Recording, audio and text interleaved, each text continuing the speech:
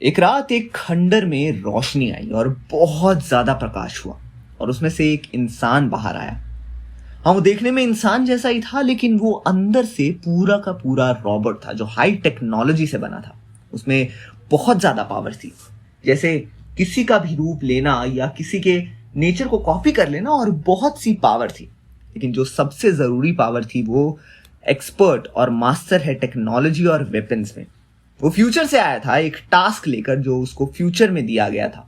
वो पूरा होना बहुत ही जरूरी है। अगर वो पूरा नहीं हुआ तो फ्यूचर में इंसान नहीं रहेंगे, और ये ना हो इसलिए उसका फ्यूचर से प्रोजेक्ट भेजा गया है। अब वो वहां से एक इंसान को ढूंढता है, उसकी लैंग्वेज और बाकी सभी आदतें सीख लेता है कि इंसान कैसे रहते हैं और क्या करते हैं, कैसे खाते हैं, कैसे बात करते हैं, सब कुछ जान लेता है। इस सब के बाद वो अपने टास्क को पूरा करने के लिए निकल पड़ता है। क्या, कैसे, अब कब क्या करना है, ये सब उसके एआई ब्रेन में स्टोर कर दिया था पहले ही, और उसे बोला था अगर कोई परेशानियां आए तो उसे कुछ नाम बताए कि वहां जाकर हेल्प मांग सकता है। लेकिन वो रॉबोट फ्यूचर का बेस्ट सर्वाइवल एक्सपर्ट रॉबोट है। उसको अपने काम अच्छे से पूरा करना आता है। अब वो अपने मिशन पर निकल जाता है।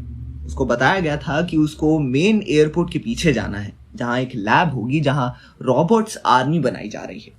उसे बताया था कि या तो वो एआई चिप्स खराब कर दे या सारे के सारे रोबोट्स तबाह करे। चिप मतलब वो एआई सिस्टम टेक्नोलॉजी जिसमें ये स्टोर किया गया कि वो अच्छे रोबोट्स हैं या बुरे। लेकिन जब फ्यूचर रोबोट ने जाकर देखा तो वहां बहुत सुरक्षा है, और उसे सिखाया गया है कि इंसानों को नुकसान नहीं पहुंचाना है।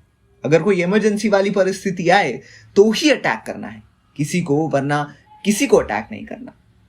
जब वो वहां जाकर देखता है कि बहुत सारे इंसान फौज हैं जो उस लैब की सिक्योरिटी है, लेकिन उसकी पॉलिसी की वजह से सबको मार के अंदर नहीं जा सकता था, तो वो दूसरे ही लैब स्कैन कर लेता है और अपने प्लान को सोचने लगता है। और वो प्लान कुछ दिनों में बनाता है कि क्या कैसे करेगा।